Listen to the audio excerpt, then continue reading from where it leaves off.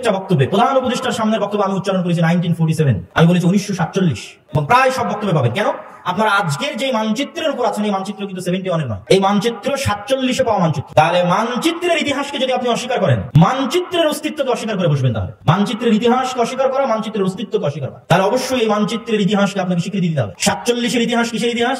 190 বছর ব্রিটিশ বিরোধী জিহাদের ইতিহাস। 190 বছর বাংলাদেশের ঐতিহাসিক ইতিহাস ভিত্তিক যে রাজনৈতিক বয়ান, বিশেষ করে গত 16 বছর যে রাজনৈতিক বয়ান তৈরি করা হয়েছিল শুধুমাত্র 1971 মুক্তিযুদ্ধ কেন্দ্রিক, যে বাংলাদেশের জন্মই 1971-এ, তার পূর্বে আসলে কিছুই ছিল না। এই ইতিহাস আমি বহু বক্তব্যে তুলে ধরেছি যে আমরা বাংলার মুসলমানেরা শুধুমাত্র এই 50 বছরের জাতি নই, এই পূর্ব বাংলার মুসলমানেরা বা বাংলাদেশের মুসলমানেরা 1000 বছরের ঐতিহাসিক জাতি, এবং ওই ইতিহাসের লিগ্যাসির সাথে আপনাকে কানেক্টেড করতে হবে। এই জন্য দেখবেন যে আমার প্রত্যেকটা বক্তব্যে প্রধান উপদেষ্টার সামনের বক্তব্য আমি উচ্চারণ করেছি 1947, আমি বলেছি 1947, এবং প্রায় সব বক্তব্যে পাবেন। কেন? আপনারা আজকের যে মানচিত্রের উপর আছেন এই মানচিত্র কিন্তু 71-এর নয়, এই মানচিত্র 47-এ পাওয়া মানচিত্র। তাহলে মানচিত্রের ইতিহাসকে যদি আপনি অস্বীকার করেন, মানচিত্রের অস্তিত্বকে অস্বীকার করে বসবেন। তাহলে মানচিত্রের ইতিহাসকে অস্বীকার করা, মানচিত্রের অস্তিত্বকে অস্বীকার করা, তাহলে অবশ্যই এই মানচিত্রের ইতিহাসকে আপনাকে স্বীকৃতি দিতে হবে। 47-এর ইতিহাস কিসের ইতিহাস? 190 বছর ব্রিটিশ বিরোধী জিহাদের ইতিহাস। 190 বছর। 1757 সালের 23শে জুন পলাশির আম্রকানন মুর্শিদাবাদে এই বাংলার যে পতন হলো ব্রিটিশদের কাছে, 1757 থেকে 1947, এই দীর্ঘ সময়ের ইতিহাসকে আপনি বাদ দিতে পারেন না। হাজী শরীয়তুল্লাহ মীর নেসার আলী তিতুমির, আপনাদের বগুড়ার গাবতলীয়, তো গাবতলীর সন্ধ্যাবাড়িও ছিল জিহাদের কেন্দ্র, ব্রিটিশ বিরোধী জিহাদের কেন্দ্র। তাহলে আপনি যদি গাবতলীর মানুষ যদি বলে আমার 1971-এ জন্ম, তাহলে এটা মিথ্যা কথা। তাহলে ওই গাবতলীর সন্ধ্যাবাড়ির আপনাদেরই বাপ দাদা আজ থেকে 200 বছর আগে ব্রিটিশদের বিরুদ্ধে জিহাদ করেছে, ওটাকে আপনি বহন করবেন না? ওটাকে আপনি রক্ষা করবেন না? নিজের মধ্যে ধারণ করবেন না? অবশ্যই ধারণ করতে হবে, নাহলে আপনি জাতি হিসেবে মানসিকভাবে, ঐতিহাসিকভাবে, রাজনৈতিক বয়ানে গোলাম হয়ে যাবেন। এবার ওই 1757 23শে জুনের আগের যে ইতিহাস, মুঘলদের বাংলাদেশ, তার আগের স্বাধীন সুলতানি শাসন আমলের বাংলাদেশ, মুঘলদের আগের অংশ হচ্ছে স্বাধীন সুলতানি শাসন আমল। স্বাধীন সুলতানি শাসন আমল কোনটা? যেই সময়ে রাজধানী ছিল মুর্শিদাবাদ, মালদা, রাজশাহী, চাঁপানবাবগঞ্জ, গৌড়, তৎকালীন ভাষায় বলা হয়েছে গৌড়। এই জন্য সব পুরাতন মসজিদ দেখবেন ওই বেল্টে প্রচুর পরিমাণে আছে। সোনা মসজিদ আছে, বাঘা মসজিদ আছে, কুসুম্বা মসজিদ আছে, আরও কত অসংখ্য পুরাতন মসজিদ আছে 500 বছর আগের। ওই অঞ্চলগুলো ঘুরতে গেলে দেখতে পাবেন। আর বাংলাদেশ বর্ডার ক্রস করে মালদার গৌড় রোডে প্রবেশ করলে তো আরও শত শত মসজিদ আছে, ছোট আদিনা, বড় আদিনা, এগুলো সব ওই সময়কার রাজধানী। আর মুঘলদের রাজধানী হচ্ছে ঢাকা। তাহলে এই দীর্ঘ 1000 বছরের ইতিহাসকে যদি বাদ দেন, জাতি হিসেবে আপনি মৃত্যুবরণ করলেন। আর 1971 বা 1947-এর পরে বাংলাদেশের মানুষকে বারবার বিভক্ত করার চেষ্টা করা হয়েছে। বাংলাদেশের মানুষকে কি দিয়ে বিভক্ত করা হয়েছে? 3টা পরিভাষা দিয়ে বাংলাদেশের মানুষকে বিভক্ত করা হয়েছে রাজনৈতিকভাবে। এই রাজনৈতিক বিভক্তি থেকে বের হয়ে আসতে হবে। অন্য আর যে কোনো বিষয়ে রাজনীতি চলতে পারে, কিন্তু এই বিষয়গুলো নিয়ে রাজনীতি করতে দেওয়া যাবে না। এটা যে রাজনৈতিক সচেতনতা। 47-এ দেশ স্বাধীন হওয়ার পর বাঙালি জাতীয়তাবাদের নামে বাংলাদেশের মানুষের মধ্যে বিভেদ তৈরি করা হয়েছে। বলা হয়েছে আরে তুমি পরে মুসলিম, আগে বাঙালি। বাঙালি জাতীয়তাবাদকে মহান করা, বাঙালি জাতীয়তাবাদকে মহান করতে গিয়ে পহেলা বৈশাখের কালচার থেকে শুরু করে যত বাঙালি কালচার আছে সেই কালচারগুলোকে মহান করে যে না আমি বাঙালি। আর এই বাঙালি জাতীয়তাবাদকে ইসলামের বিরুদ্ধে দাঁড় করানো।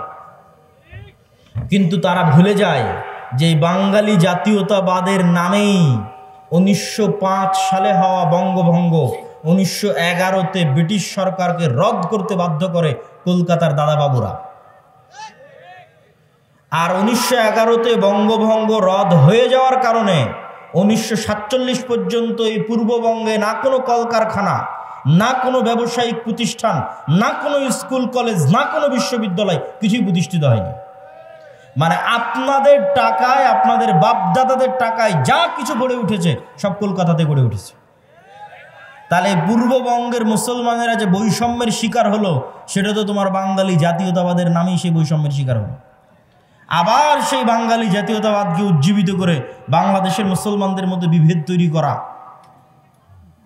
এটা হচ্ছে আমাদের পার্শ্ববর্তী দেশ থেকে পরিচালিত বাংলাদেশের মধ্যে পার্থক্য তৈরি করার রাজনৈতিক বয়ান।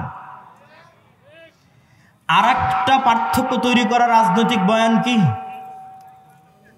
1971-এর পরে যে অমুক মুক্তিযোদ্ধা, অমুক রাজাকার,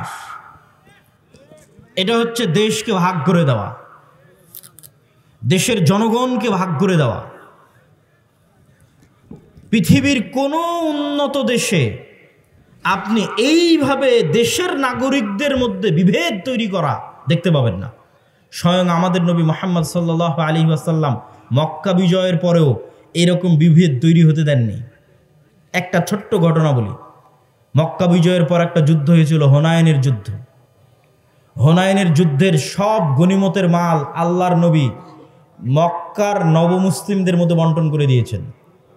যারা মক্কার এতদিন কাফের ছিল, মুশরিক ছিল, আল্লাহর নবীর বিরুদ্ধে বদরে যুদ্ধ করেছে, উহুদে যুদ্ধ করেছে, খন্দকে যুদ্ধ করেছে, তাদের মধ্যে, তারা আজ মক্কা বিজয়ের সময় মুসলমান হয়ে গেছে, তাদের মধ্যে আল্লাহর নবী হুনাইনের সকল সম্পদ বন্টন করে দিলেন। তো শয়তান ওয়াসওয়াসা দিল মদিনায় চলে যাওয়া মুহাজির আর আনসারদের মধ্যে, ইসলামের জন্য জীবন দিলাম আমরা, যুদ্ধ করলাম আমরা। মানে আপনাদের পরিভাষায় যদি বলি যে আমরা হচ্ছে মুক্তিযোদ্ধা আর সব টাকা পয়সা নিয়ে চলে গেল রাজাকাররা, ওই সময়ের পরিভাষাটা যদি বুঝতে চান যে আমরা মুহাজির এবং আমরা আনসার, আমরা ইসলামের জন্য সকল কিছু করলাম, অথচ আজ হুনাইনের যুদ্ধের সকল গনিমতের মাল আল্লাহর নবী মক্কার এই কাল পরশু যারা মুসলমান হলো মক্কা বিজয়ের সময় তাদের মধ্যে দিয়ে দিলেন। এই কানাঘুষা কিন্তু আল্লাহর নবীর কান পর্যন্ত চলে গেল। কিন্তু রাসূল সাল্লাল্লাহু আলাইহি ওয়াসাল্লাম এই বিভেদ রাখতে দেননি। কেন? তিনি জানেন যে এই বিভেদ এই ভবিষ্যৎ ইসলামী রাষ্ট্রকে ক্ষতিগ্রস্ত করবে। তখন তিনি কি বললেন? তিনি বক্তব্যে দাঁড়িয়ে বললেন, এই মদিনার মুহাজিরেরা, মদিনার আনসারেরা, লম্বা ঘটনা, হে মদিনার মুহাজিরেরা, হে মদিনার আনসারেরা, আজকে হুনাইনের সকল গনিমতের মাল নিয়ে চলে যাবে মক্কার নবমুসলিমেরা, আর মুহাম্মদ সাল্লাল্লাহু আলাইহি ওয়াসাল্লাম নিজে তোমাদের সাথে মদিনায় ফিরে যাবে, অথচ আমার বাপদাদার বাড়ি মক্কায়। আল্লাহু আকবার। তোমরা কোনটা চাও? মুহাম্মদ সাল্লাল্লাহু আলাইহি ওয়াসাল্লাম তোমাদের সাথে সশরীরে মদিনায় ফিরে যাক? সাহাবীরা আবেগতাড়িত হয়ে গেলেন। তো আল্লাহর নবী এই বিভেদকে স্থায়ী করতে দেননি। এবং দেখেন মুহাম্মদ সাল্লাল্লাহু আলাইহি ওয়াসাল্লাম মক্কা বিজয়ের পরও মদিনায় থেকে গেছেন।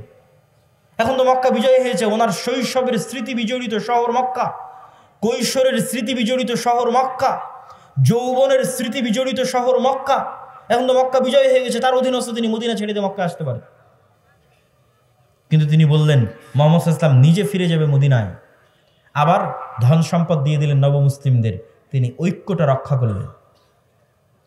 এই জন্য এই ধরনের বিভেদ, এই দুইটা বিভেদ, বাঙালি জাতীয়তাবাদের মাধ্যমে মুসলমানদের মধ্যে বিভেদ তৈরি করা বাংলাদেশের মুসলমানদের মধ্যে, এবং 1971-এর চেতনাকে বিক্রি করে বিভেদ তৈরি করা, যা গত 15-16 বছর ছিল, ভবিষ্যতে আর কাউকে কোনোদিন করতে দেওয়া যাবে না।